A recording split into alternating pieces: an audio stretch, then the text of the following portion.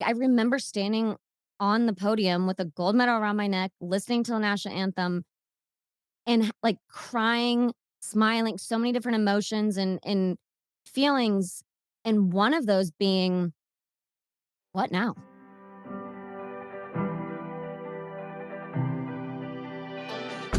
Hello, everyone. Hello from me, Tay, and Rem. Come here. Yeah. Can you say hello, everyone? See, how's your week going? Thank you for joining us. That's very nice. Okay, that was in my mouth. Oh, Anyways, Rem, he's trying to fill hey, the trying to do business right now. Okay. Jesus, Spadetta, I like your facial I expression. know. We have to take this very seriously. We're going to talk about some serious matters. Okay. Thank you so much. Thank you. If you're not watching on YouTube, you should probably go check it out on there because that was very cute. Okay, Remy. Okay. Oh, We get step in the mic now. Yeah. How's your Wednesday going? It's going. Yeah? It's going. We're just busy chugging along, freaking pumping out these podcasts, man. Yeah. I've been loving it. Yeah. I hope you guys listening are loving it as much as we've been loving it because we have selfishly we are having the time of our lives over here. eating Free it therapy, up. meeting some awesome people, learning some stories. Taylor's just kissing the dog over there. Don't worry. And then every now and then we get to talk to somebody that I've been a fan of for a long time. Yeah. And today is one of those days. Yeah. Today we talk with, oh my gosh, I don't have her accolades in front of me, but gold medalist, all around champion, Olympic champion, Nastia Liukin. Yeah. I remember watching her in 2008 when I was 16 years old. I was a fan of her then, and I'm still a fan of her now. And it was super cool to have her on the show and just talk about, the Olympics, being an athlete at that level and just what comes with that, the trials and tribulations, whether it's injury or whatever. Also just like the world of gymnastics. Yeah. Because the world of gymnastics is insane. Yeah. Like just so many things you never think of, how young they are, just the perfection that comes along with being a gymnast. Yeah. And we talked with Nastia about how that translated into her normal everyday life and kind of just what life has been looking like now, and that transition from, leaving the sport that you've been doing since you were so little, and now you have all this free time. And yeah. What was really interesting to me was talking about, the mental health aspect of being in a sport that is centered around being perfect. Yeah. And when you leave the sport, how, that still is, you're not just going to shake that. Yeah. When she started at 2 years old. Yeah. And that's her life. And all of a sudden you stop. And of course that's going to follow you. So how, that affects you in everyday life. And then also I was curious, the prime of a gymnast is so young. Yeah. And for such a short span of time. Yeah. Especially for a female. And I can only imagine how that would feel during your young, short prime to be on top of the world. And then by the time you're 20? Yeah. All of a sudden you're old and you're out of your prime and you no longer really can do what you love at the highest level, and how that affects you. Yeah. But she's doing it the right way. Yeah. She's such a great outlook on everything. And she's really had to, overcome a lot. And I just really enjoyed our time with her. It was over Zoom, but it felt like she was here. It felt like we were hanging out with her. Yeah. Which was so great. Yeah, she was great. So hope you enjoy our chat with her. And we'll talk to you in a little bit. Hello, Nastia. Welcome to the squeeze. Thank you for having me. I'm so excited. Oh my gosh, we are so excited to finally be filming this episode. I know I feel like it's been a little bit of a long time coming. I mean, you are busy. You are a busy person. It's, We made it well, happen. yeah, life happens sometimes. Yeah. Things are just constantly evolving and changing, and we're going with the flow the Yep. best that we can, And basically. that's all that Love it. matters. We got you. Mhm. You're Yes. not leaving now. So we start each episode with a little game we call Citrus Got Real. This lemon jar here is filled with a bunch of questions. Just fun questions. I like to tease people and say they're super intense and scary questions, but I got a little, like, when I get nervous, I yeah. did the knuckle, Yeah. Well, you better start cracking. Okay. I'm going to pull it for you. Okay. Let's see what we got. Drum roll. Oh God. Oh, What no. What is What is your favorite letter in the alphabet? What? Who wrote these questions? wow, you know I think at this point in my life, I would like to think I've been asked just about every question possible. You guys have, taken that to a different level today. My full name's Anastasia. I've Okay. never really gone by that, and I Okay. always wish that I did for some reason. My mom's name is I don't know, I guess I'm gonna go with A. It's the first letter in the alphabet. There we Who go. doesn't wanna be first, I guess? I don't know. Yeah. If I had, Wait, but can you guys answer? yeah, I'm trying to think. If I had to choose, off the top of my head, I would probably say R for my puppy Remy. What about Lily? Oh gosh, know, see, I now could you're only making me choose feel like one. bad dog mom. Oh my gosh. He literally Dang just it. chose between our two dogs, only picked one. Oh, that's even worse. Well, there's two parents, so you can choose L. See, I was going to say T because it's both of our names. That's what I was gonna say, and then I was like, maybe that's just too, like, much Yeah, for me no, to say, I but if you coulda. didn't Oh. say it, I was like, Okay, actually, I will do L because Lily, but also And Lautner. also your name. Yeah, There we go. there it is. Boom. Well, then I want wait, you did L? Yes. I'll do L too then, because my last name. Why not? Okay, let's do it. I like to be included. Lucan and Lautner. FOMO. You wanna jump on the L train, or are you gonna stick with Yeah. R? No, I'm staying with R. I'm not leaving Remy. What a start. Oh my I gosh. mean, by the way, we should I like we that. should be starting something because Lucan and Lautner has a Ooh. freaking ring to it. Yeah. It kind of does. Mm-hmm. Double L's. Yeah, I love it. That could also mean like double loser. Maybe not. No. Uh, okay.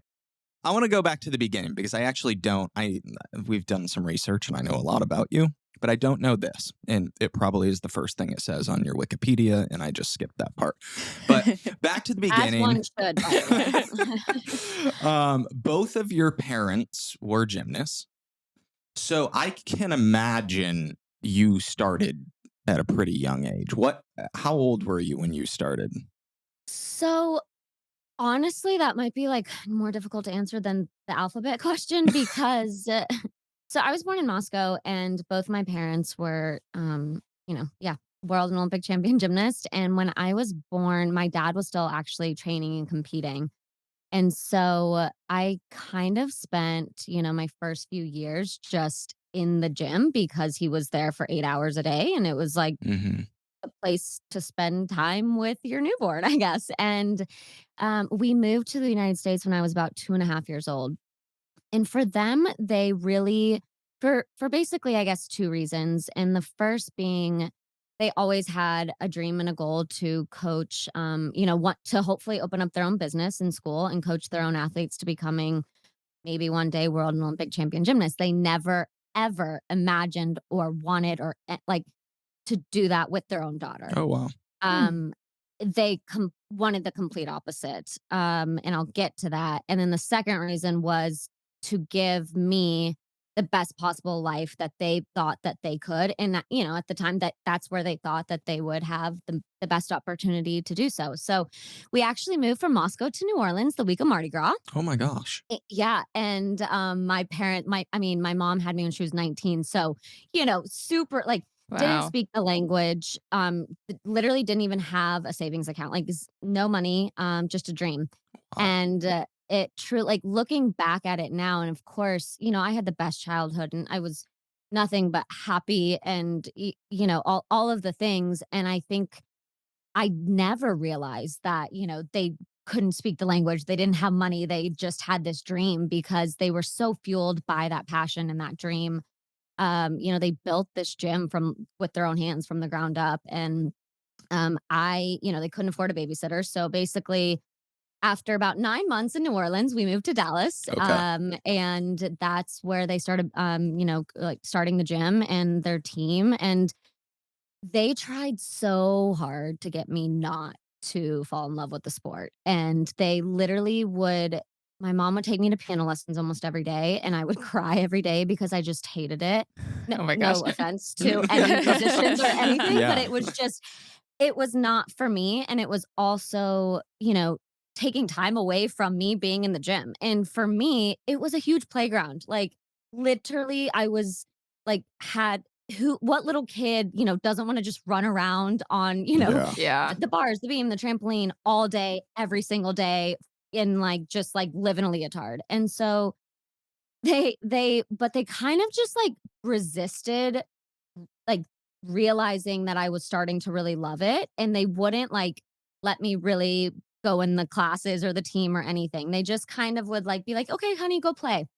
And so, within, like, I mean, gosh, probably months maybe, they started realizing that I was just trying to copy and mimic the girls that they were coaching on the side, and Mm, I was doing everything better than the girls that they were coaching, just on my own, just, like, trying to copy, and they were yeah. like, "Okay."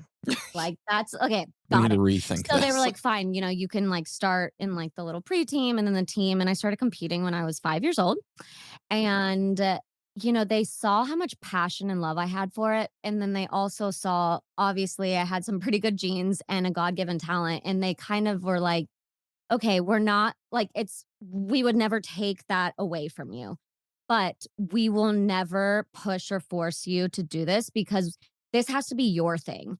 And it's already, they weren't even thinking the Olympics, but just being the only child, of 2 Yeah. Olympic gymnasts Yeah. doing that sport, like, I can't imagine how much pressure, maybe that they felt even just, like, putting me into gymnastics, basically. But, for me, it was so much fun and, like, just something I truly loved, and I think that was the most important thing for them was to teach me the importance of finding a passion in your life, and gymnastics was that for me. Yeah. Wow, what an amazing story. I know. That was a better That's answer than I thought I was gonna get. I thought you were just gonna be like, See, I told you not 5. to read Wikipedia. You don't get that story on Wikipedia. I know. I'm kind of the same with like one day when we do have kids, I, am gonna obviously support whatever they want to do. Yeah. But I'm like definitely You crossing my hope that. fingers it's not like acting.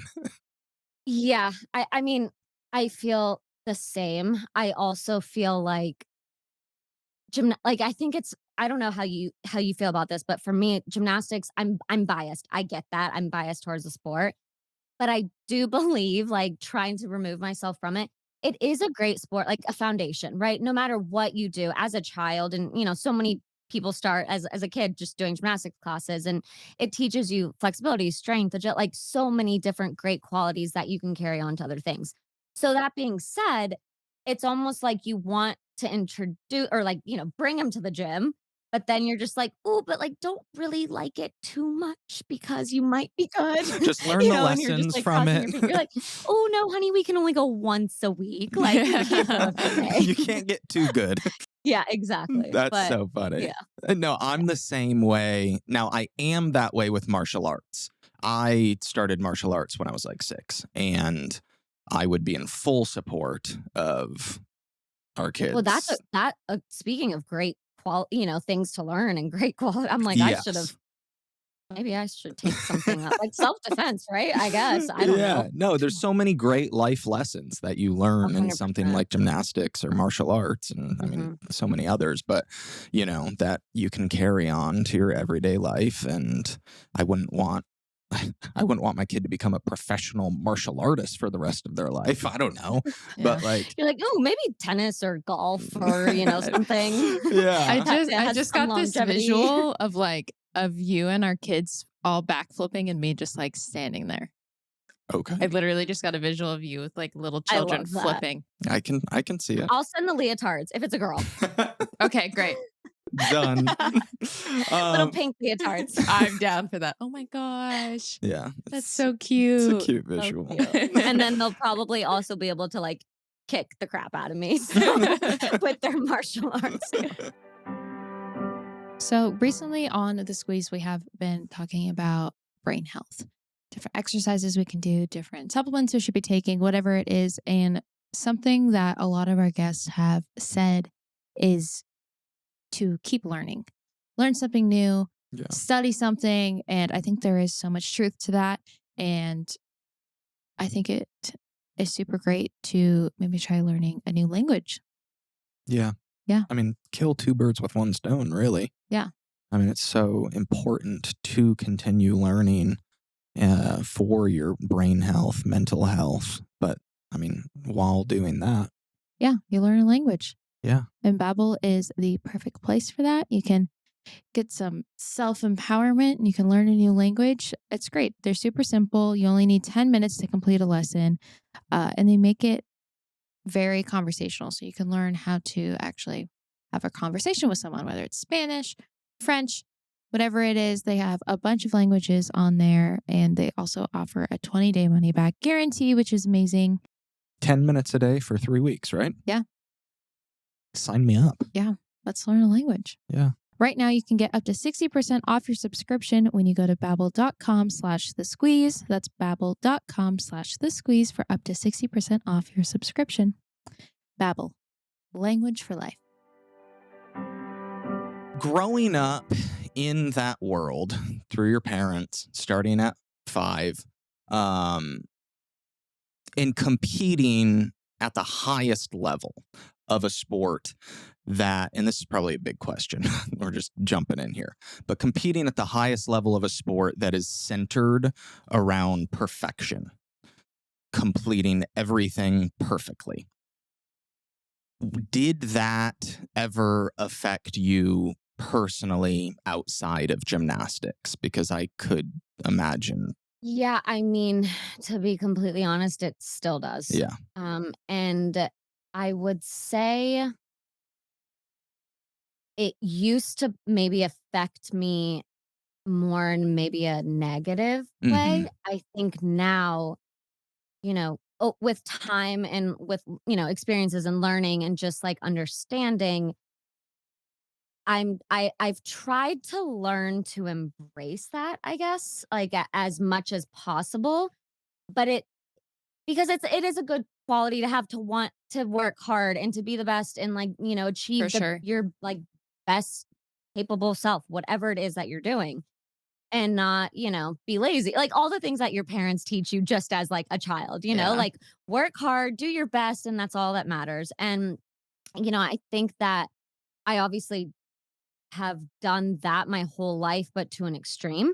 And so then it's really hard for me to sometimes, like, separate that side of me, because it was like it defined who I was for so long that when it was over, I had no idea who I was. Mm, And so it was basically relearning life. I was 18 and had achieved my quote unquote lifelong dream.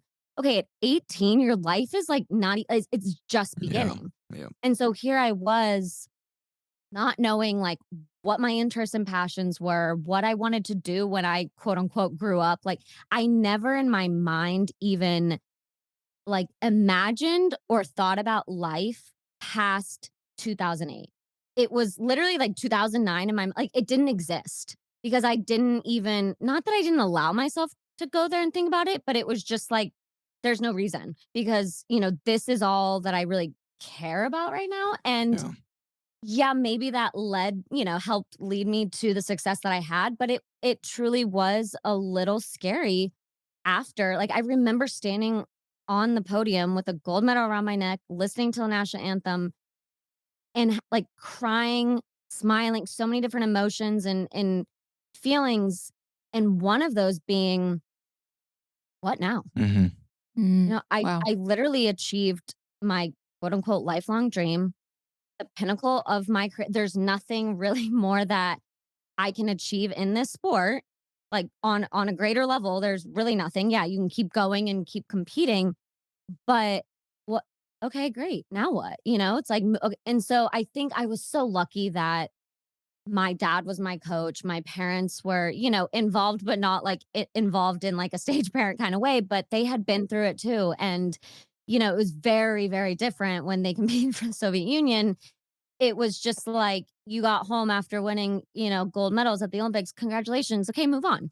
And, there was none of like there was no making a career out of it then. And that's not why I ever did the sport. But then when that side of it kind of like present like when opportunities present themselves, you obviously, want to take them. And so I think it was a very conflicting time in my life of feeling kind of like not like worthless is kind of like a strong word, but I remember it took years, like at least 5 years probably for me to be able to, get ready to go to bed every night after a day of not training 7 hours a day and not being so exhausted I can barely walk up the stairs and not being there I had no fulfillment in my life Yeah. because I associated fulfillment with being, exhausted and, like Yeah. in a good way, but like working so hard to try to achieve this one huge dream. Yeah. And so it was really, really hard for me to even like feel proud of anything else in my life, or little things or big things like after that for a while. I think, obviously so much time has passed now that I've been able to grow a lot, as a person and through the experiences of the last decade or more, and it's a strange feeling, though, of, like, feeling like you almost lose your identity Yeah. For sure. because it's dedicated to something your whole life, and that's all you're known as, right?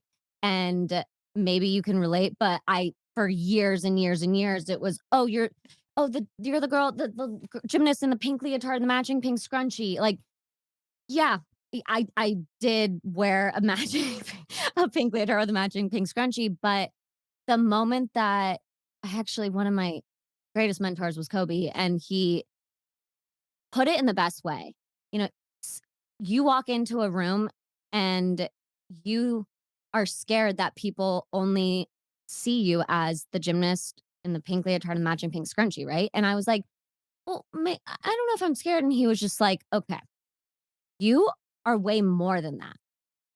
Gymnastics is something you did. Mhm. Stop letting that define you. You're putting yourself in this box of you're doing that to yourself. Mm. Like, put those break those walls down and step outside that box because you are not don't say you are a gymnast. You did gymnastics. Like, Mhm. and there's a big difference between saying, I'm a gymnast, I'm an actor, whatever, and just saying it's something you do or did or enjoy, because then that way it doesn't feel like it like is so heavy and it defines who you are as a person. And so when he kind of told me that, I remember thinking, well, duh, yeah, why didn't I think of that? Yeah. Yeah. And he obviously shared so many examples of when he retired and then, moved on to the next chapter of his career. And he would say, like, every single time people would say, like, just go sit down. Like, all you know how to do is shoot a hoop. And he was like, okay, watch me. I'm going to, do this and I'm going to do that. And I'm going to win. And like, he had this way of like, even though maybe he was best at basketball, he didn't allow himself to put himself in that box. And so that to me was just like eye-opening to see one of the greatest of in my opinion of all Yeah. time be Yeah. so successful in one thing and continue to be successful in other avenues and paths of life. And Absolutely. so I think between that and then, what my parents obviously taught me was great, we're so proud of you, but like we love you more for who you are Yeah. than, the accomplishments or the medals or not medals that you win. And I think it was the people around me that kind of helped me realize that, I am there is more to me than the gymnast, and like your worth isn't ever going to be defined by an accomplishment, a success, a failure, a relationship, a job title. Like none of those things define who we are as humans. Yeah. Oof. Feel, feel I just Right. sorry about that. no, No, I felt like I just went to therapy, if I'm being yeah, honest. yeah. I thought that same thing. It's crazy when you like kind of break it down a little bit more, right? Because it is this like large thing that weighs on you. And it's also, I don't know, like not to speak on behalf of anyone, but it is something for me. I am proud of that. Like I don't want to like control alt delete and pretend that never happened. But I think it's like, okay, cool. Like put a check by move on. Like, there's more to life. And if there's not for somebody, then it's like, okay, then maybe that's when, you might have a problem. I don't know, or actually need to, kind of reevaluate what to you defines, happiness, success, like all those things. Yeah. Yeah. Yeah, I mean, this is why I personally and selfishly love these conversations so much, is because I mean, talking to people like you, I mean, I feel like it teaches me so much about myself as well. Because I think there's like a rebuilding phase with people that have experienced, success at a young age. In martial arts, I was a 4-time world champion by the time I was 12. By the And time, that's like not normal, but for you, that was normal. You know what I mean? yeah, and martial arts was my first love. My second was acting. By the time I was 20, had, starred in one of the biggest franchises of all time. And then you finish that and you sit back and you are like, okay, that was great, but I am only 20 years old and I'm probably never going to touch that again. And it does affect, like, you said it's I didn't feel worthless, but I felt like, what am I going to do that's even close to as great as that? And you feel like nothing will ever kind of like top that, right? Yeah. Yeah. And that I think is what was scary to me. Like you guys have obviously experienced an incredible wedding. Congratulations. Thank But you. I think like I remember even thinking like, gosh, I hope, on one day I get married and I hope that I'm like as happy, as I was when I was winning the Olympics. Yeah. And that sounds so crazy when you actually like say it out loud, but that was like a fear. Yeah. Like I worked my whole like will I ever feel the level of like that sense of accomplishment and pride and all the things that you feel when you're on top of the world literally. Yeah. Yeah. Like, will I ever feel that ever again? And I think that was truly my biggest fear was I didn't want that to be the greatest thing that I did in my life. Yeah. And I don't mean by like a success, like, a title, a monetary standpoint, like none of those things, but it's a feeling, Yeah. it's Just a to feeling yourself. of, yeah, absolutely. Yeah. I just think it's so the identifying as that is I think Yes. it's so bigger than a lot of us think that is. We've been talking a lot about it on the podcast with a few other guests, just like when you have success at a young age and you have been doing this job or sport or whatever it may be, and then you get a little older and then you don't do that anymore. It's like, well, that was like what I identified as, but not even just myself, what the world viewed me as. Yes. So, if the world thinks I'm this, then I must be that, but I don't know if I am And if that. I'm not giving the world that anymore, then all of a sudden I'm a failure. Yeah. A And, 100%. It's it's it's like, and I think the most important thing, like, is to have that person or those people in your life that allow you to truly be you and love you for who you are, right? So not because of what your the second paragraph on your Wikipedia says, Yeah. but for the story that's not on Wikipedia, for the Yeah. heart that you have. And I think it took me again, and I had to learn that with time. And even, it's one thing like when your parents like, "Oh, well, we still love you." And it's like, "Yeah, Yeah. you're supposed to Yeah. love me." Yeah. But it's like you're right. Like when the world identifies you as that thing, you truly are like, and gosh, I mean, I didn't have social media at the Olympics. I don't know if I can't imagine doing all of that and then, like, going through that process with TikTok, Instagram. Like, I Yeah. think I Yeah. had, like, Wow. a Facebook that I had to lie that I went to a real high school because I went to a private school that, like, wasn't a like, it was when you had to, like, register your school first. And, it was hard enough dealing with it in my own head and then just, like, the internet, like, just articles, right? Like, no social media. And so, yeah, it's an interesting kind of, like, transitions are hard regardless, in my opinion, no matter which transition of your life. Um, and I think they're equally as challenging, so it's like you can't even compare, you know, anybody's transitions to each other's because we all deal with things differently. But identity, in my opinion, is an interesting one because you are like, wait a second, but I'm so much more than just that. Yet the world fell in love with me for being that. So is that if I want people to like me, because obviously no matter if you're a people pleaser or not, we all want, people to like us. I think it's really, really hard to navigate, like, and also what's right, quote unquote right. Because there is no right and wrong. It's like it's what you feel is right. And so yeah, it's a strange feel. Like honestly, it's like going back to it a little bit too. It's like, oh gosh, glad I'm not, there anymore because it's almost like sad, because you think that people are only going to love you if they know that you were this person, right? And you're For like, well, what sure. about just like me here today? Yeah. That's so true. Yeah. So in 2005, you were a world champion, and then fast forward a little bit, 2007, you suffered a serious injury. How did that setback affect you?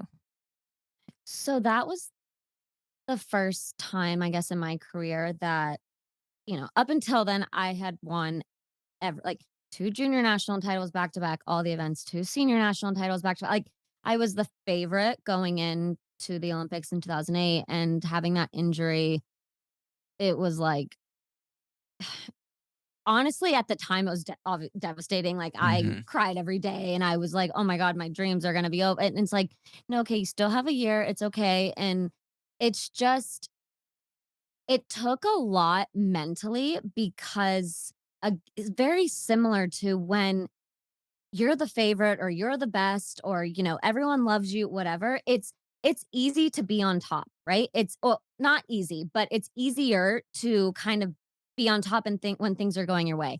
Now when you have bad year of competing because of an injury, Hmm.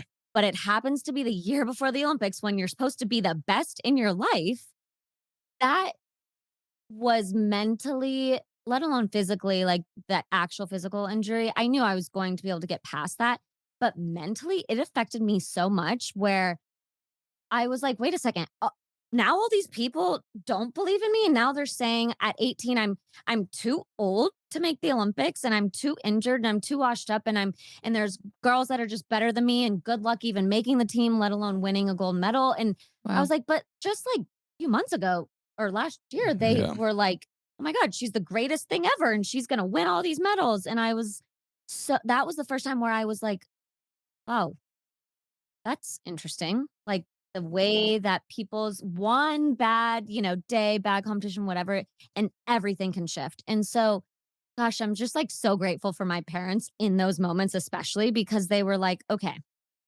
you can either let somebody that you don't even know that, like, they're not even talking to your face, right? Like, they're either writing an article or whatever it is. Yeah. You can let their opinion, because that is their opinion. No one actually like, that's not a fact that you're quote unquote too old, right? Like, they're like, you're not.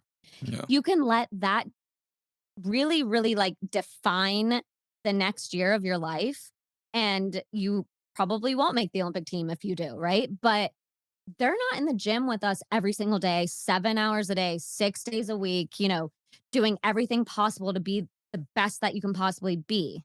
So, they're not on this journey with you, and their journey's not gonna be affected one way or the other. So, let them talk Yeah. and just kinda and my mom actually had, like, a really good point, was like, pretend you're a horse at a horse race. Put your blinders on, Mm, and you just, like, go.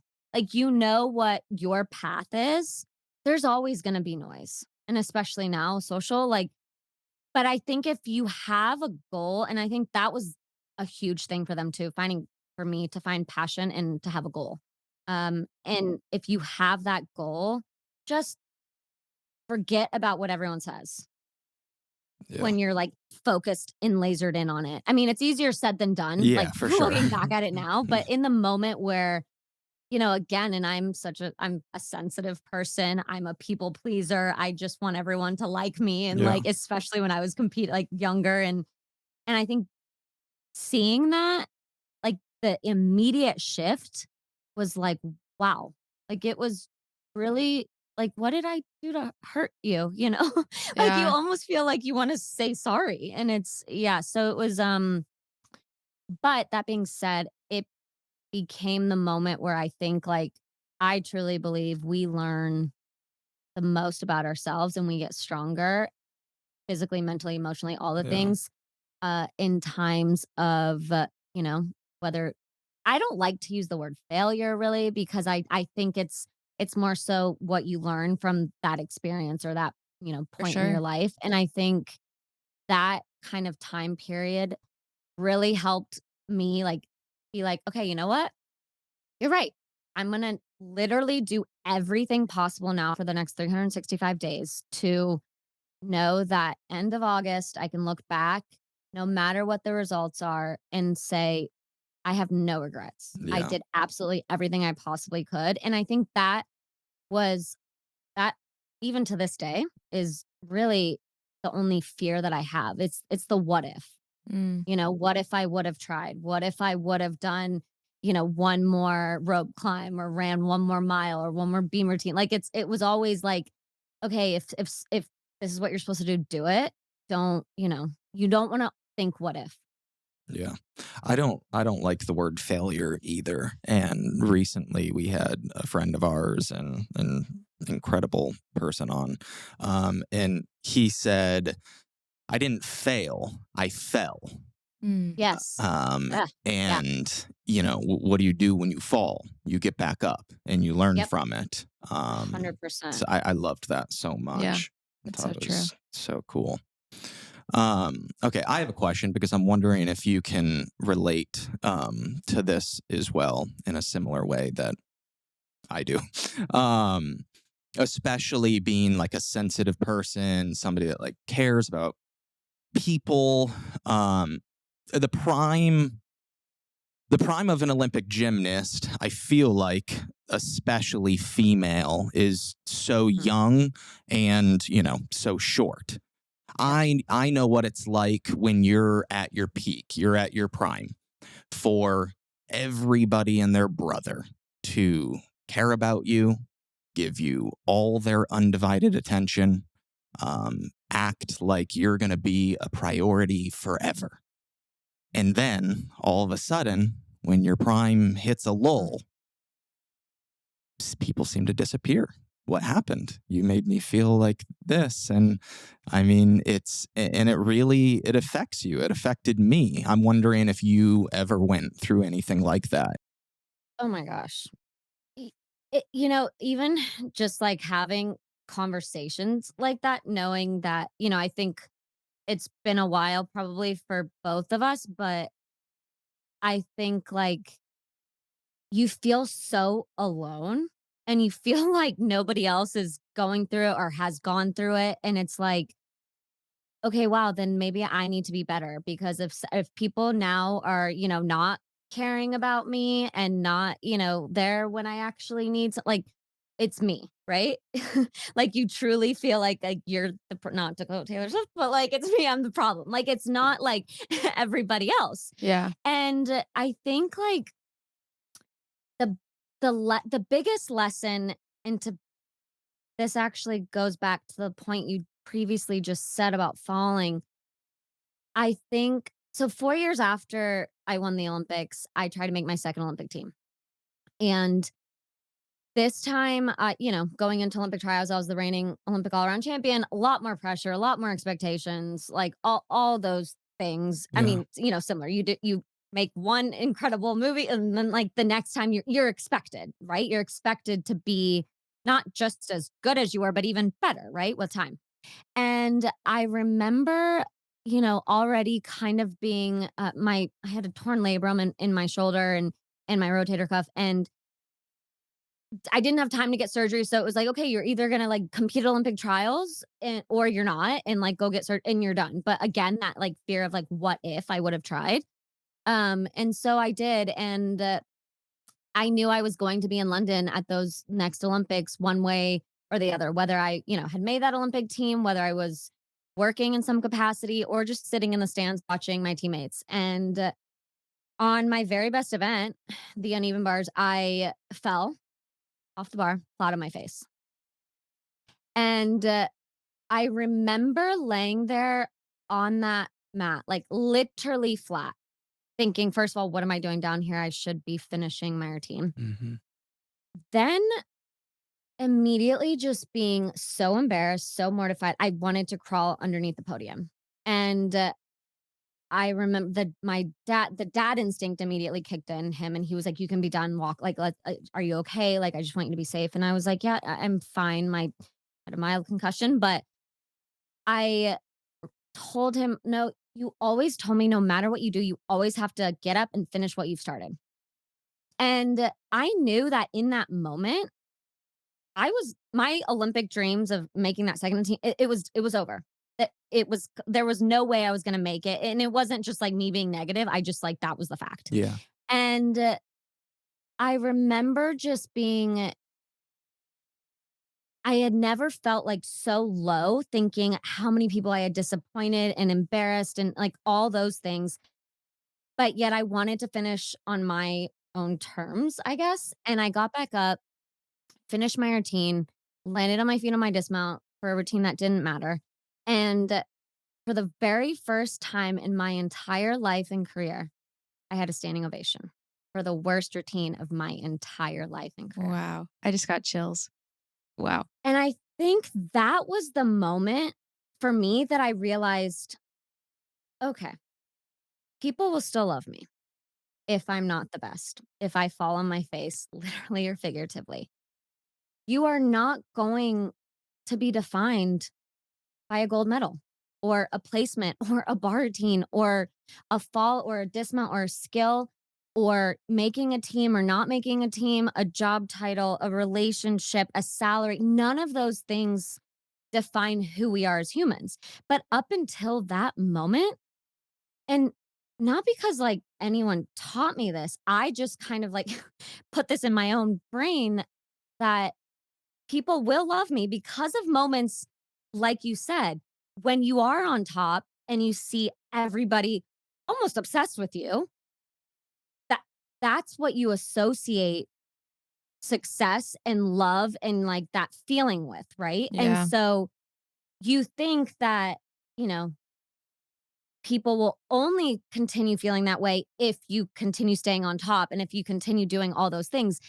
And so seeing 20,000 people on their feet for literally the worst routine I had ever done in my whole life, I honestly was confused at first. I looked around the arena and I was like, "Okay, who else What just am I went?" And like, missing? how yeah, literally. And nobody was going on any event. I was like last in that rotation.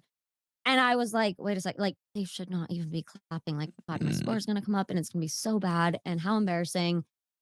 And I just remember that like, I still remember that moment. Like, when Wow. I won a gold medal, no one was standing on their feet. You know, people did the come out of the woodworks. They said they were happy for you, they're congratulating you, all those things, of course. But nobody can relate to that. Yeah. Nobody can relate to being the best in the world or, the most loved, whatever that pinnacle of success is for you or for Yeah. anybody, that's not relatable. But when you fall flat on your face in front of 20,000 people, millions watching, at home, it's a meme, a GIF, whatever now, um, and you get back up and you keep going, that is what people can relate to. Yeah. Because we're all gonna fall on our face, whether it's literally like I did or figuratively, right? And it's Yeah. how do we get up and keep going when we absolutely don't want to? And it's really hard. And I think that was the first time that I also realized, like, the word failure doesn't really, in my mind, exist because somebody could say, I failed to make that Olympic team or that was a failure and, whatever. But that became the defining moment of my entire career. Wow. So, how can a failure become that, right? It's not. It's not a failure. Yeah. It's an experience and a moment and a lesson that, like, I take with me for the rest of my life. And yes, like, winning the Olympics kinda taught me, okay, work hard, don't give up, don't quit, all those things that we all know and that are, pretty cliche. But yeah, sure, that made me realize, like, dreams can come true and it's amazing and we all want, success, but it just kind of taught me, like, surface level things. Yeah. Yeah. And yeah, that moment just truly, like, made me realize that, okay, if the world can still love me when I'm flat on my face, then, life is it's gonna be okay. Yeah. Yeah. Wow. That like got me emotional. Like painting that story. I know. I was there. I know. Oh my It gosh. yeah, it's it's crazy. It's like I don't I remember obviously most of my career, but, like, there's certain moments I'm sure for both of you too, like, just in your life that you go back to and you can literally feel as if you're there. Like, Yeah. I got a slight headache thinking about Yeah. that. Um, but it is actually funny. So, my boyfriend, right when we started dating, he had no idea. He, like, was sending, like, that meme to somebody as, like, like a GIF, like, on a Stop. text, and I was like, Maybe "You we find do a know new one. that's me, right?" And he was like, "Are you kidding me? That's Stop. you?" And I was like, "Uh-huh." He was like, "Oh my god, I've been sending that to everyone for years." And I was just like, "Awesome, I love you too." Oh my I mean, it gosh. is kinda good, like, honestly. It's literally just like, smack. I mean, I gotta be honest with you. The first You've thing I'm seen it? doing, I don't know, but the first thing I'm Okay. doing when we finish this is You going to you find have it. like, you have to YouTube like, I mean, it's Oh and I no. feel like me being able to kinda, like, Yeah. not laugh at it, obviously, but, like, yeah, kinda laugh at it, make light of it is it was kind of like so, I mean, and the first thing you're taught as at least as a gymnast is how to fall because, Mhm. it can be dangerous. So, it is literally like when you look back at that, like, I paid attention to that. Like, I paid attention to what my dad told me when he said, "This is how you fall. You fall flat." I, like, bounced up and then I don't know why, like, I had this instinct to do, like, this little, like, leg kick with and then I, like, fixed my hair and, like, everyone was like, "What were you doing?" I was like, "I don't know. I was not Oh my mentally in the gosh. right, like, mindset to be thinking what I was doing next." But yeah, it's a funny one. He has not sent that one to me yet, so I'm No. like, that's when you, probably know things are not going so Oh my yeah, he gosh. was, I mean, it's hilarious. yeah. The beautiful thing about life is it's not one day, it's not 1 month, it's not 1 year. So, I mean, that story is literally the perfect example of falling but not failing. Yeah, absolutely, and I think that's, like, you know, just something that I think we can all take away from when we have a day that just kind of feels like from even the slightest levels of not feeling like were productive or got through your to-do Yeah, list or, whatever it is. whatever, like, it doesn't Yeah. have to be on an Olympic level or anything No. like that. I think it's just a great reminder that people will still love you, when you're not on top of the world. And I Yeah. think it took me, I wouldn't have fully believed it to that capacity if I unless I had that moment. Yeah, yeah, yeah. That's true. Love that. We kind of touched on it already, but I want to hear just a little bit more about, like gymnastics was your entire life, you Yeah. eat, breathed, Yeah. I don't know. It Eat, was eat, everything. breathe, sleep. Yeah. Gymnastics was I had a everything. shirt like that. Oh, that's cute. You retire and then it's kind of like, okay, well, that's not what I'm doing anymore. What were those few months, maybe even years? What was that like on your mental health? Like that transition. Yeah. Yeah, it was hard because I feel like it honestly took years. It took years to even and it was literally that was my last competition. Falling on my face was my last competition. Literally the next day, I got a call, from NBC asking me to go to the Olympics and start working for them, whatever. But like that was great and all, but it didn't I needed like almost healing. Like I didn't know how to even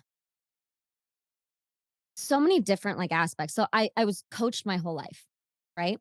I Yep. was told what to do, how to eat, how to sleep, how to work out, how to literally from my day from start to finish was scheduled, planned. Every single thing revolved around just trying to be the best gymnast that I could be. And so I remember thinking, and at this point now I'm like 22, I guess. So, I had graduated high school the year before the Olympics. And then ever since I was really young, my parents, specifically my dad, I remember like at 10 years old, he was like, no matter what you do, I really would love for you to go to school one day and get your get an education and get your degree. Like you just never know. Gymnastics is such a short-lived sport and you Yeah. never know how far your gymnastics career will take you, but like I think your an education can stick with for the rest of your life. And Hmm. so I remember at 10 just being like, "Oh, okay, like, sure," like, I'm not thinking about that right now, but sure. And I moved to New York City literally a few months after that. I got accepted to NYU and I started, school in that January semester. And it was honestly the hardest, but the best transition in the best 4 years of my life in the sense of figuring out who I was as a person, Oh, wow. right? Like, just removing Yeah.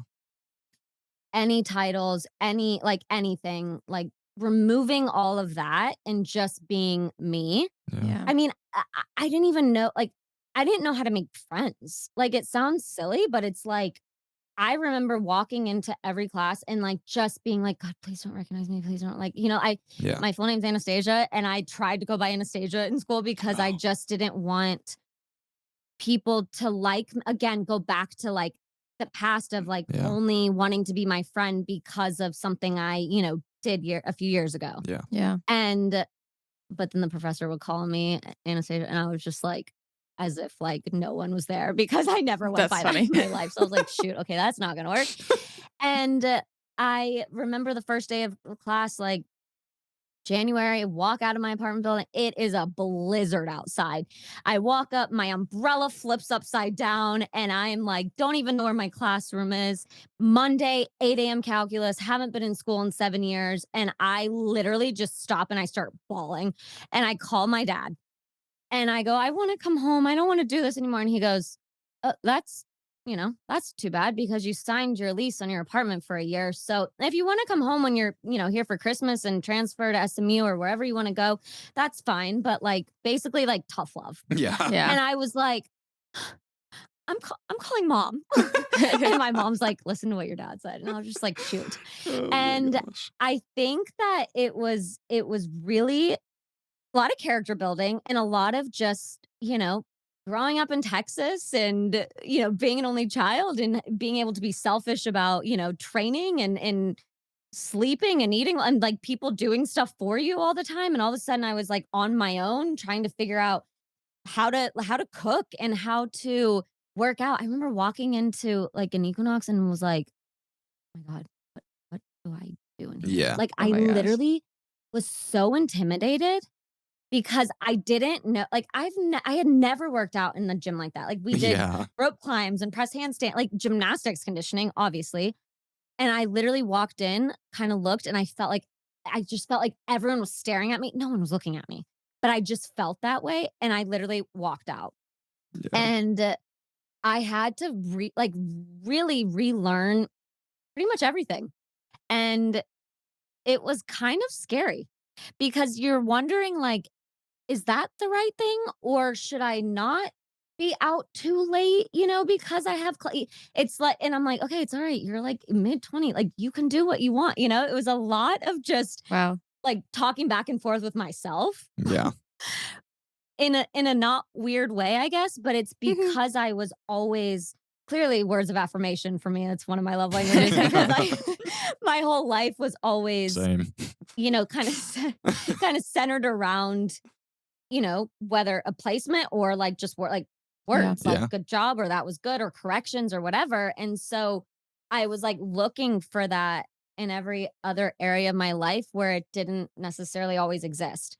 Um so it was hard. It was a challenge. It was a challenging transition, but I think New York for me in that moment was the perfect place because nobody cares who you are. Like literally, like eh, I think that for me, I saw how driven everybody in the city and like the energy, like I'm good. I'm put a check by it. I'm happy to never live there again. Like it was like I love visiting now, but I think I mean never say never, who knows? But I think it's definitely a character building city. And I think you see like and feel the energy of, people are so driven to be successful and to do, whatever Yeah. it is whereas, it's a little different in my opinion. Like I lived in LA after that and, maybe the drive because of the different industries, can feel different at times, For right? sure. And so I think for me in that moment, I knew I was going to be so influenced by the people around me, the setting, the environment, like all of those things that New York kind of just because I was going back and forth between UCLA and NYU and I don't know, I just kinda listened to my gut and I was like, "I can go to LA next if that's what I want," and I ended up doing so, but, I met my best friend, at NYU and literally she like, she lit I came up to her. I basically, like, made her be friends with me, and we, like, joke about it now because, like, I didn't know how to be like, literally didn't even know how to talk to people without my fear was like, "Oh, so" and still to this day, honestly, like on a plane when someone's like, "Oh, so like what do you do?" Or like something, I'm like, "Oh God." Like, I'm like, I don't even know what to say. Like still sometimes I every time I'm like, I really just need to, you know, get my like something down and then I try to lie and then I'm like, I can't lie. What am I, like it was great when I was in school because I was like, I'm a student. um That's funny. yeah. But my best friend at the time I was just like, "Hey, wanna go to Europe and study abroad?" And she was like, "I don't know, maybe I gotta ask my dad." And I'm like, "Oh, right." Like I like was paying for my own education because going professional as an athlete, that's your hope. Um, and I was like, "Okay, right. So, can I get your number? Because I'm gonna need to know." And she's like, There's "I the just planning side met of you." you. Like literally, she's like, "I just met you." And I was Yeah. like, Eh, okay, so when do you think you can, like, let me know by? And she was like, "You were freaking crazy, and, like, you weren't gonna let it go," so I was finally like, "Okay, fine, She I'll just give her a gave in. chance." Oh my gosh. And, like, she's amazing, like, she's in finance. Like, we could not be more opposite, and I Yeah. think it's, like, like, when I introduced I was like, "I'm Nastia," she goes like, "I know. Me and every single person here in our" and I was like, Oh god. I was like, "Really?" Like, I just wanted a friend. But yeah, I think it taught me a lot about life, and it sounds like crazy, but when you don't experience normal things because A, you're just so like a horse with blinders on and nothing else matters and nothing else exists or you physically don't have the time. Um, that was an interesting kind of chapter in transitioning in my life. And I think it was like the best, honestly, because it just gave me a chance to step outside the world of gymnastics for me, right? And just live in a world where nobody cares that I was a gymnast, and that was the greatest thing, just trying to live life and figure out who I was and figure out how to work out in a normal gym and Yeah, all the simple things you never think about. Yeah, it seems like it really served its purpose. I can definitely relate to a lot of that. and then I think with, like, dating too, like, I didn't date, like, I was training, so it was a lot of, right when I thought I maybe, had my one big, like, quote unquote, not failure, but fall. um, I, met my ex-fiance at the time and, thought everything was like butterflies and rainbows and all the things. And we had an amazing relationship. And we like kind of grew, apart. I grew so much in that moment.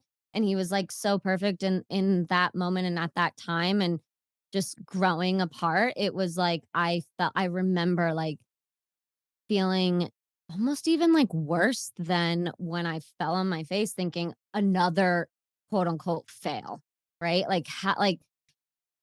Eh I kind of just felt like everything again, I was living almost that fear that I had at the Olympics when I won, where it was like, "Is there ever going to be a moment even equally as close to this, like, big enough t or, like, just am I will I be proud of something enough to celebrate it?" And, my engagement ending, like, it just kind of felt like it was one thing after another, and I was like, "Okay, you're putting finally, like, once, time heals and all of that, but I'm putting that on myself again." Like, no one was telling me these things, and I think, like, that's going back to the beginning of being a perfectionist, right? You want everything in your life to be perfect. Yeah. Yeah. Again, just because you have success in one thing and that was as close to quote unquote perfect, as you could have ever hoped and dreamed about, doesn't mean, you know, your value or just your self worth is any less when you're not winning an Olympic gold medal or you're not on top of the world, literally, physically, mentally, emotionally. Yeah. Yeah. And that's the like most beautiful, in my opinion, the most beautiful thing about like the journey of life, the ups and the downs and those falls. They surely teach you a lot Yeah. about yourself and life. Quickly before we get to our last question, which is about something awesome that you do, I do selfishly just want to. We watched Special Forces. Oh my gosh. Can you give us anything? How was that Oh my experience? god. Okay. I mean, I knew it wasn't going to be easy, but I kind of was like, okay, but this is like still a reality TV show. Yeah. It's a celebrity edition. Like, Yeah. like you kind of are like, okay, it's There's not got going to to be be like, some sort of fluff here. Yeah. I mean, where's Crafty? Like Yeah. there's got to be something, Yeah. and Or a private oh, like, bathroom.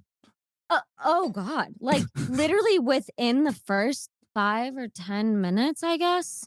And the thing I think too that was really hard watching it back, like, because we filmed it last summer. It was I understand, like, we are like, constantly like, there's not a moment that we were not on camera, not mic'd, whatever, so it's like, to condense everything into an hour or 2 each week, like, I get how difficult that process was, but it almost makes you feel like the experience, like, you're like, "Wait a second, hold on. We actually had to run for over an hour there." Like, Yeah. it literally looked like Makes a it look quick like you jog went for a from, like, quick here to the jog. front door, you Yeah, know? I know. I thought about that a lot. Yeah. Oh my gosh. Like, it was like and then they quickly run that first like, when we're all in our normal, like, clothes and I'm wearing hot pink again, that was also, like, totally planned. Um, and, um, I remember like, we literally had to run I forget how long it was, but we were also doing, like, burpees and squats and duck walks and push-ups, like, in the middle of the desert. Like, they didn't like, it was at least over 30 minutes worth, and it literally looked like a quick little jog to the gate. And I was like, "Oh my god. Wow, okay, well, I was, like, dying in that moment." Like, I'm so glad it looks easy because it was not, and literally then we had to, like, strip down, literally. And I remember, for me, they have all become family, and I think that's been the coolest takeaway, honestly, from the show. I don't think any of us expected that. You don't really go into something thinking, like, "This is the most random group of 16 people. There's no way that, like, we're gonna have a bond. All of us will have, like, a bond." It's like, we certainly do, and for me, growing up in the era of, like, the Spice Girls, I remember, like I respect and I, like, appreciate everyone's like, craft and, like, whatever, but, like, I loved the Spice Girls, like, and, like, I remember I just happened to, like, stand in line and, like, Mel was next to me, and we literally in that moment, we had to just, like, strip down, and we both get, like, down, and we looked at each other, and we were like, "What are we What doing?" is Like, and, life? like, she was like, "I'm in a thong," and I was like, "So am I, and I'm on my period." Like, it was, like, this moment Oh of, my like, gosh. it doesn't get any more raw and real than Yeah. this. But it made me, again, grow, I think. Like, I think the experience was it made me appreciate my bed, made me appreciate a Oh Yeah. nice yeah. hot shower and food Uh-huh. and, like but it also, all kidding aside, the level of respect, that I have for the people that serve, for our country, for England, for all country. It was true. Like, for us, we left, right? Like, we got to go home back to our beds, and, these incredible humans don't. And so, yeah, I think not that I didn't, appreciate and have that respect for special forces before then, but it grew to a level. It was just, yeah, it was incredible.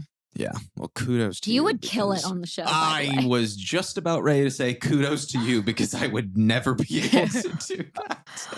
I think there was something about the unknown Yeah. doing the first season where Yeah. it's just kinda like I feel like now after people watched it, you're either like, "Oh, yeah, sign me up," or you're like, "Yeah, no Mhm. chance." But when you don't really know, I think it was better that you didn't know what the heck to expect. For It was sure. just Because y I'm wondering if they choose to do another season, the people that they asked to do it, if they call one of you guys and they're like, "How was it?" and you tell them, I don't know how they're gonna book people.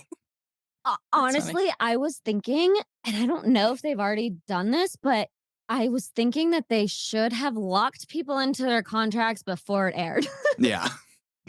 Yep. Because then it's like after it airs, yeah, good luck getting 16 people to agree to Yeah. do. I mean, also, I guess it maybe didn't look as bad on TV. I don't know. It was challenging. Yeah. Just lastly, I want you to tell our listeners and viewers about Nastia Cup because we think it's so awesome. So we just would love if you would share a little bit about it. Yeah. So after the Olympics, basically, I remember, I guess before the Olympics, I was so fortunate to have so many incredible mentors in my life. And, my parents obviously being some of them. And then just, I never realized how it was not normal to have your biggest idols, other Olympic gymnasts that came before, like, they would just randomly be on my couch. And I thought that that was totally normal. And, I was just so fortunate because of my parents' past, obviously, that, that was the case. The older I got and the more, like, the more I understood that that's not normal, um, I just kind of always felt like, you know, everyone deserves, like, that opportunity to have a mentor in their life, to have somebody that they can talk to, have someone, that hopefully they can be inspired by. And that was kind of like the initial idea of, okay, I want to, be hopefully maybe for one person, that inspiration, no matter what they decide to do, right? It's not necessary. Yes, it's a gymnastics meet, but it's not necessarily about being the best gymnast in the world. It's about the experiences. It's about, telling them about the falls and also humanizing, ourselves. And I think because of social media too, living in a curated, filtered life sometimes, like they don't see who you really are. Going back to the competition, I also wanted to create something for this next generation to feel proud of themselves. And, with every Olympics, only, and especially now, only 5 girls make that Olympic team. And the chances of, in hundreds of thousands of young girls do gymnastics and are so talented and so incredible, and they'll never get to experience, that experience that I had at the Olympics when, I had a matching leotard on with my teammates and we walked into that arena and, you felt like you were literally like on top of the world again, like that feeling of, being feeling so much greater than just yourself. Like you're now representing Mhm. your entire country. And, the feeling of like even just qualifying to it, um, the qualifying process is honestly a little bit more stressful than the actual Olympics because, it's you have one bad competition, your dreams could be over and Yeah. whatever.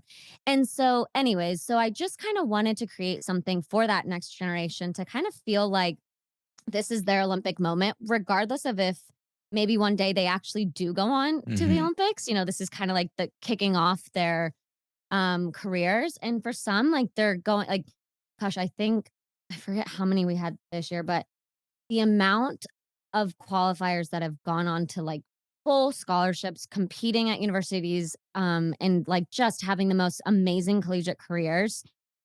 It's been so fun for me to be able to continue watching and following like their stories like throughout the process. And so there's 25 qualifying events from January through March, and you have to win one of them, one junior, one senior, in order to make it to the final cup. And, once they get there, I mean, qualifying, the emails and calls and messages I get now, I, like people now travel across the country to go to these qualifiers to try to make. And I was like, I never, it's like insane to me because they now care more about this than even like their national championships. Like to say that you are a Nastia Liukin Cup qualifier, like it's like the number one thing on all of the bios. Like I'm like ESPN's on and like, college gymnastics is on. It's like Nastia Liukin Cup call. And I'm like, what? Like it's so crazy to me. Like I literally just wanted to create a fun experience for them. And, I design the leotards every year. And like the purpose of it for them to all be matching too is, at the Olympics, we're always matching. And I remember being 12 years old when I made the national team for the first time, and you get like your box of apparel. And it is just like the coolest Oh, feeling. yeah, You I feel can't like you imagine. literally are like a rock star. Yeah. Yeah. And it's like, I just got 4 free leotards. And it's just a moment, and so it's like this reveal, and then based on, well, the morning of, I also, like I try to spend as much just one-on-one time with them as possible too, but I have a brunch for them where I kindly ask the parents and the coaches not to attend because I just want to, just us to be able to talk, for them to ask questions, for me to talk to them, and, at any age, but especially that age, if your parents are there, your coaches are there, you're a little bit more like, kind of like maybe guarded. I don't know. And Yeah. so just having that experience with them. And again, like I now like bring some of my friends, my boyfriend was there. And I think them kind of seeing a little bit of my world and like that I am human.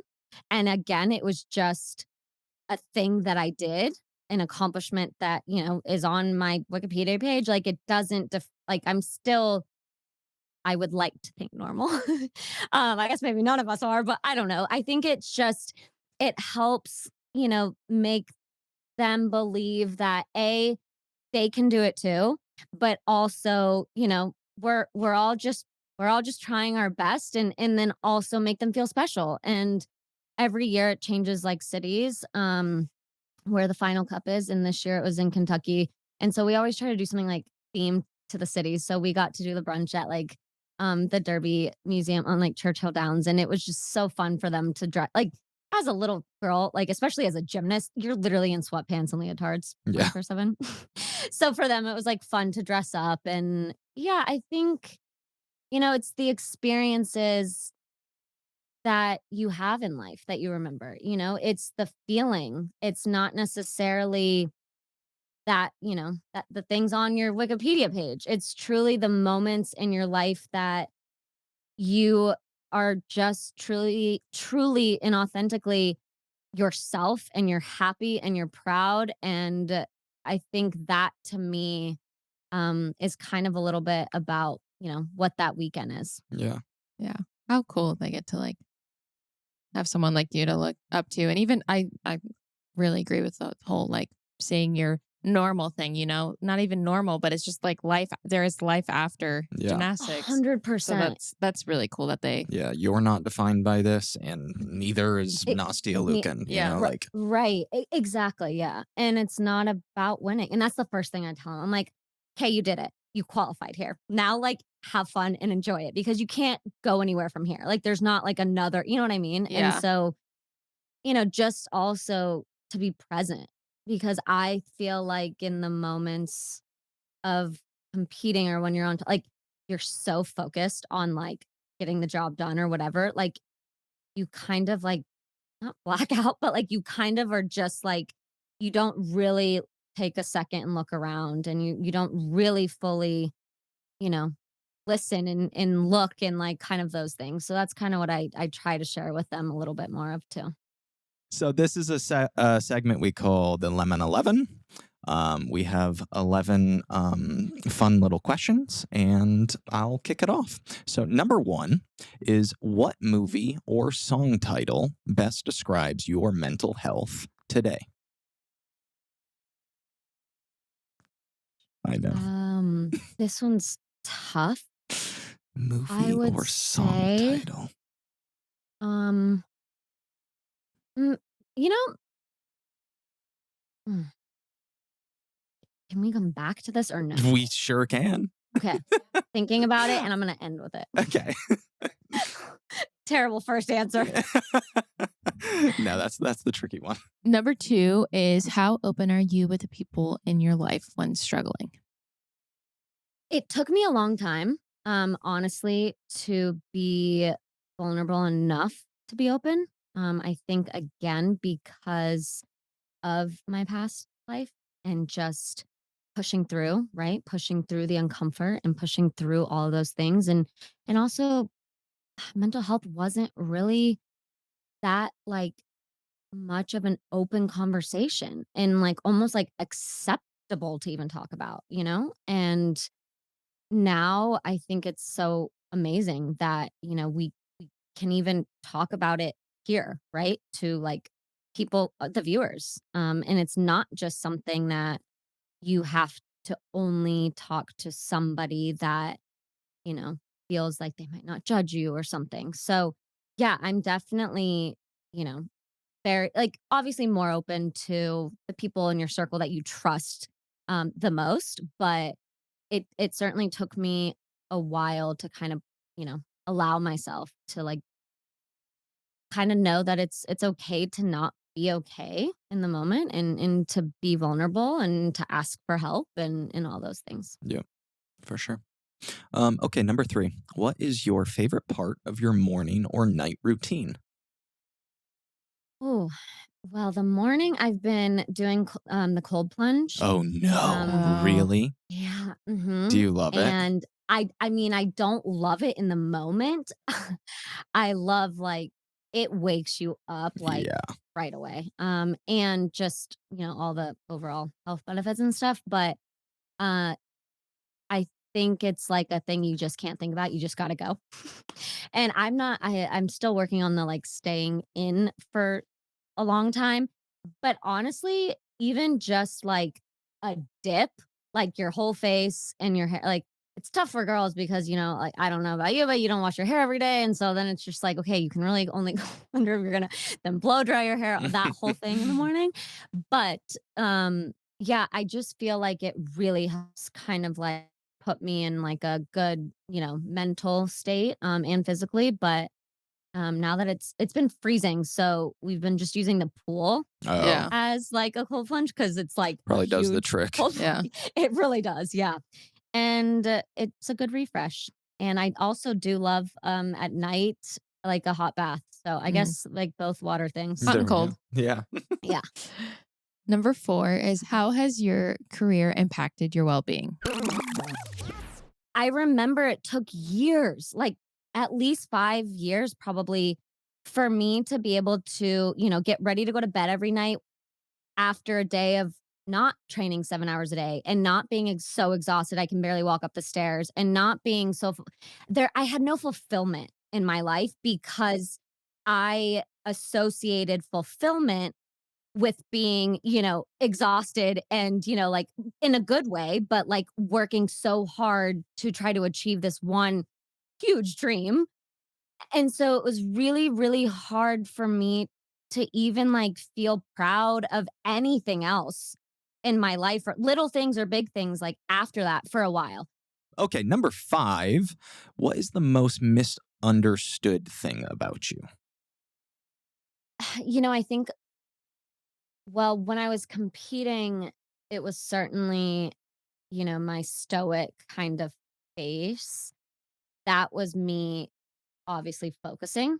Um, and that was the way that I, had to almost like be in order to do what I was doing. But I guess it comes off as like unapproachable and uh, like just super cold. And for a long time, it really like bothered me because I was like, no, what? I'm literally just like focusing because I'm about to do a beam routine.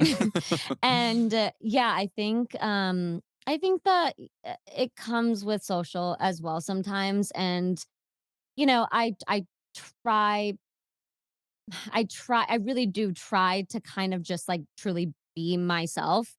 Um, but there's always gonna be like a little bit of like that wall, just in the fear of like getting hurt or like, the terrible like DMs, like I don't know about you guys, but like just constantly flooded with like, trolls and whatever. And no matter how thick your skin may be, we still all have a heart. So Yeah. it's, Yeah. it's certainly sometimes challenging to, yeah, fully like be yourself. Number 6 is what is the greatest advice you've ever received? My mom's piece of advice, and it was, you know, multiple times I would come home crying, saying I wanted to quit because I was tired, sore, injured, frustrated, just a bad day. Always happened only on a bad day. And she would say, "That's fine. You can quit. We'll enroll you back into public school. Find something else that you like to do, um, but not today." And she would make me go back to the gym the next day, the next day, and the next day until I just had one good day. And then I would come home on a good day and she would say, "Great, now you can quit." And I would say, "I don't know what you're talking about. I never said I wanted to quit." Wow. So the moral of that story and that piece of advice is that you can never quit on a bad day. Love that. Oh, yeah. That's really cool. That's cute. Mhm. Okay, 7. What does wellness mean to you? I feel like wellness for me at least is certainly a feeling, not a doing something for like first of all anybody else or like looks. I think like for instance working out, to make me feel good, not to like look a certain way. Same with like eating and same with the cold plunge and a hot bath at night and taking time for yourself. I think it's truly trying to do the things that put you in your personal best, everything. Um, versus, what maybe other people do that, helps them.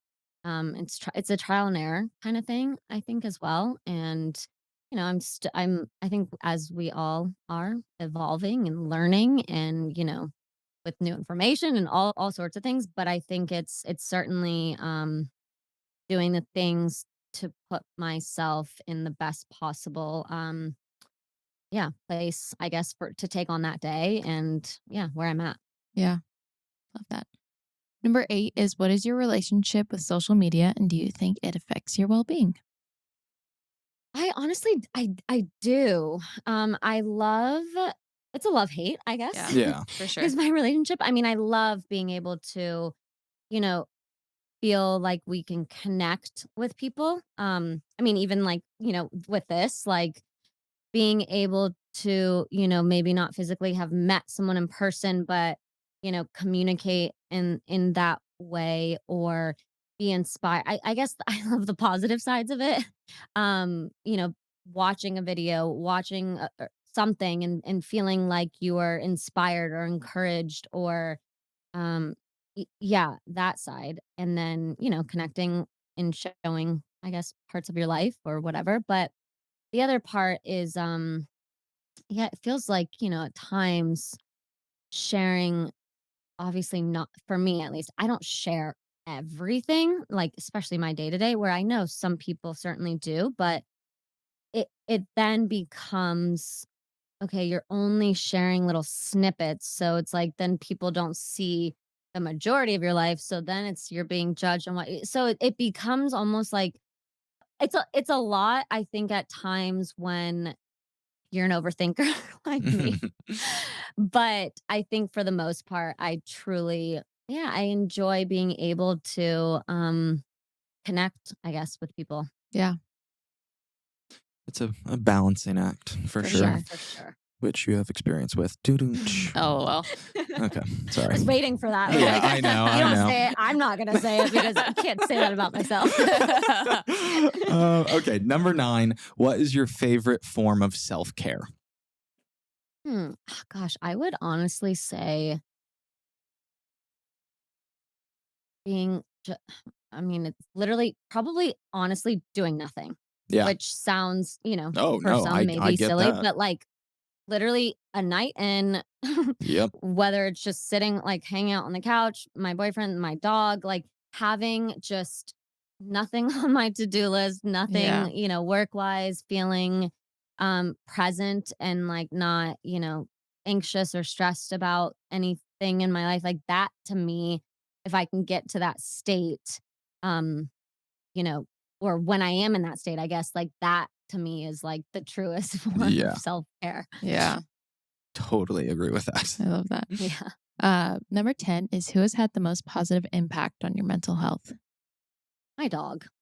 Love it. Is Let's that bad to go. say? Because, like, for real. I mean, I don't know if that's like I mean, listen, so many my parents have also had, like, an amazing impact on my life and career in all sorts of ways, but I COVID happened, and I was going through a breakup, and I was moved back to Dallas, and it was, like, terrible. All of those things, and then my 2 dogs, not childhood, but I guess I've had them since, like, teenager. Mhm. They passed 2 days apart. Mm. I Wow. mean, it was all within, like, a week or 2 or 3, I guess, like, within a month period, basically, Yeah. and, it was just a I mean, it was a hard and heavy time for the whole world. Um, but I think he my dog now, I was like, "Okay, yeah, I'll get on a list," and it was, like, probably 6 months, and I was like, "Okay, I'm not ready for a dog anyway, I'm still, like, so sad about these," and the next day, they called and they said someone doesn't want like, changed their mind, brought him back, whatever, and, like so it's just, like, I believe he was meant to be in my life, Wow. Aw. and it just yeah, we have, we've spent when you spend you're at home together all the time, like, I couldn't have been able to, truly, I guess, raise him like he's like a child, but like Yeah. Yeah. through those, first few like the puppy years, if like it weren't for the pandemic and, I normally was traveling every week. So yeah, he just makes me happy and I feel like, yeah, maybe a silly answer, but Oh my gosh, no, no, trust me, I get it. That's an accepted answer over here. Yep. yeah. Okay, last, number 11. If you could go back to one moment in your life, what moment would that be, and what would you say to yourself? Ever since I was younger, it felt like I was always, like, in a rush to when I was 9, I wanted to be 10 to be double digits, and then I wanted to be 13 to be a teenager, and then it was 16 for like, I feel like I wasn't really present and in the moment enough as, maybe I should have been at times. Even moments like being in Beijing, it was such a exciting but stressful and nerve-wracking, Yeah. like, month that we were there for the games, and I remember we had a countdown to go home, and while it's kinda like whatever gets you through, in certain situations, but at the same time, I wish I could kind of go back to some of those times and just, tell myself to just be present today, Yeah. and, through the good, through the bad, just, like, feel it and experience it Yeah. instead of kind of, like, rushing through the moments, Yeah. in the Mm. days, and I think that's just something in general, like, I don't have great patience, and so I think those kind of, correlate, and yeah, I think just, like, even if you're not where you maybe wanna be today, as long as you're, trying your best to, a little bit to get to where you wanna be, in that day, then just be okay with that and be Yeah. happy with, you know, doing your best because sometimes your best is, winning an Olympic gold medal, and sometimes Hmm. your best is truly falling on your face. Hmm. Yeah. And it's in that moment you did do your best in both of those moments, and the outcome can be different. And yeah, I think it's just important to be, take time and celebrate the small wins and the falls, and Yep. Yeah. yeah, just be present. Yeah. That's Absolutely. such a relatable answer. I related to that so much. Yeah. Yeah. Well, thank you so much for joining us. You Thank have you so much guys. wisdom. I personally learned so much from you. Yeah.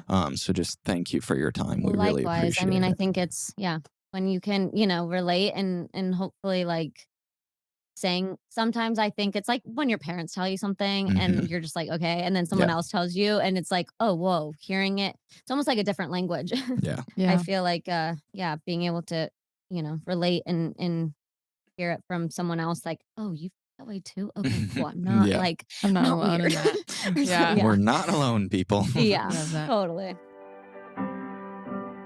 All right. Well, I hope you guys enjoyed that as much as we did. Thank you, Nastia, for coming on. That was on my bucket list. So really appreciate it.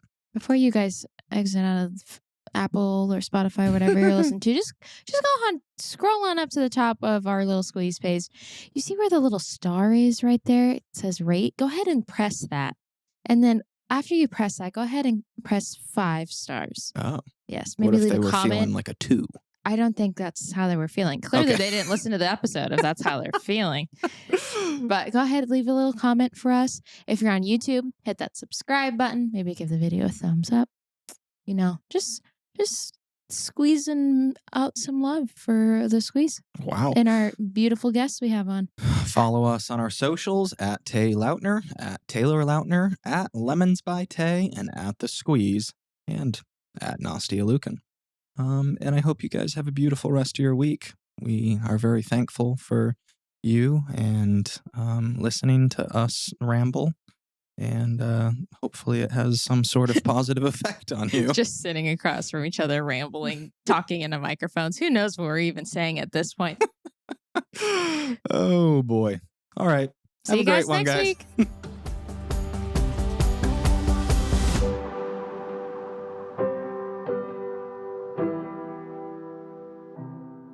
This podcast has been brought to you by Podcast Nation.